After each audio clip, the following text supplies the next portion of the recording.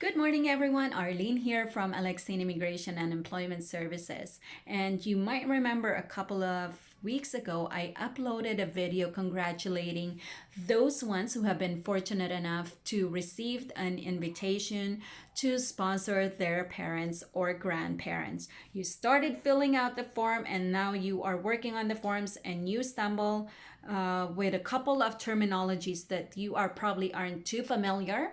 What are those two terms? Well, I'm going to discuss those two terms and elaborate on them so that you can have a better understanding of what the expectations are in terms of sponsoring your parents and grandparents, and also what are the expectations from the sponsored person.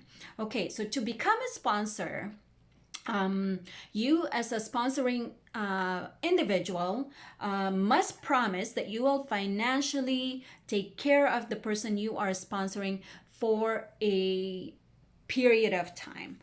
IRCC call this financial undertaking. So basically, for parents and grandparents sponsorship, the financial undertaking is 20 years. So within that 20 years, you are committing to financially support the person that you are sponsoring, and basically providing for their needs. And this typically commences when they become permanent residents of Canada.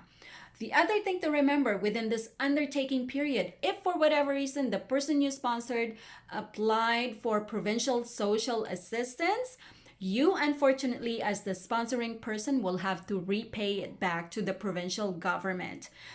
If it's after the undertaking period, you don't have to pay it back. Unfortunately, if it's within that undertaking period, you would have to pay it back. Okay, so very important thing to remember.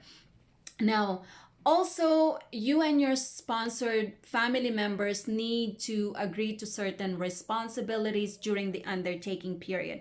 IRCC calls this the sponsorship agreement.